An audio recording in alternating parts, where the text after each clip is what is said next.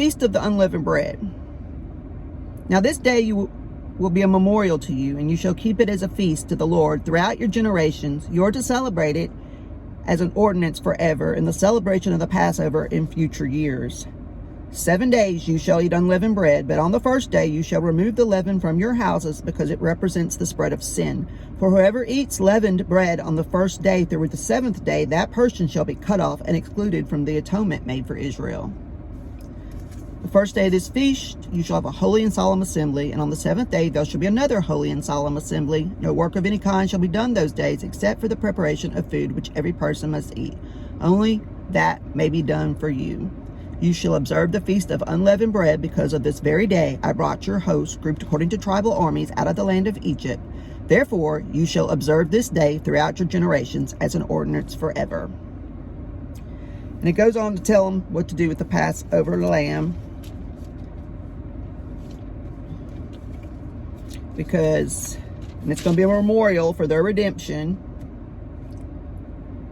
So whenever everybody, the Israelites, they're all in horror, because at midnight the Lord struck every firstborn in the land of Egypt, from the firstborn of Pharaoh who sat on his throne to the firstborn of the prisoner who was in the dungeon, and all the firstborn of the cattle. Pharaoh got up in the night, and he and all his servants and all the Egyptians, and there was a great cry of heartache and sorrow in Egypt, for there was no house where there was not someone dead. Then he called for Moses and Aaron and at night, "Get up, get out from among my people, both you and the Israelites, and go serve the Lord as you said. Take all your flocks, your herds, like you want, and get out. And ask your God to bless me also." So they get all their stuff and they get going. But of course, Pharaoh changes his mind again and chases after them. And we all know, even an atheist would know the story of the Red Sea. Because they get out there, God, he basically, during the daylight, he's a pillar of cloud so they can follow along. And at night, he's a pillar of fire so they can see where they're going. And they get to the Red Sea. And by this time, the Egyptians are like, Pharaoh's infuriated. He's like, I'm going to get him. I'm going to get him. Kill them all, or whatever. And they're like, here we are at the Red Sea. We can't get anywhere, Moses. What are we going to do now? You let us out here for nothing. As if it's as if their faith is about as, belief is about as lame as Pharaoh. So God's like, there, in this pillar of fire and the clouds and all this stuff. They've seen all these plagues, whatever. So Moses is like, all right, what we gonna do here? God's like, you're gonna hold your staff over this sea. Everything's gonna be fine.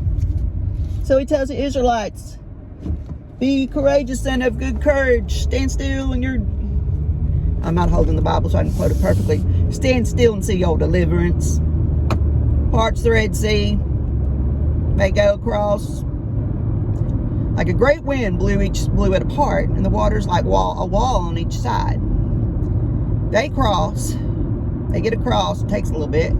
By the time the Egyptians get there and start crossing, it's apart for a little bit. And then suddenly, kapoosh, the water comes back in on them and drowns them. The chariots and everything.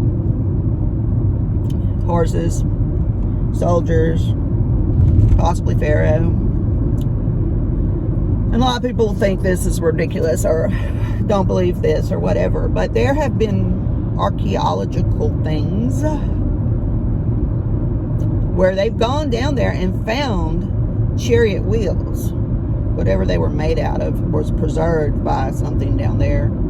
I remember seeing a documentary or some news stuff that there's stuff down there that's been found. Whether it's the stuff that lasted all the way from the Exodus across the Red Sea story or not, I don't know. Only God knows. Moral of this, when everything looks impossible to you, keep the faith, because The Lord is working. It may not look like it. And there's a few of these videos where I'm saying I don't even know what God's doing myself. I'm like in a situation or something, and I've said, I'm like, God, what are you doing? But God knows what he's doing better than I do. I'm just this middle-aged woman on YouTube that nobody hardly ever watches because algorithms don't promote vids very much about these type of faith stories. Only certain kinds. But anyway, y'all have a great day. Happy Sunday.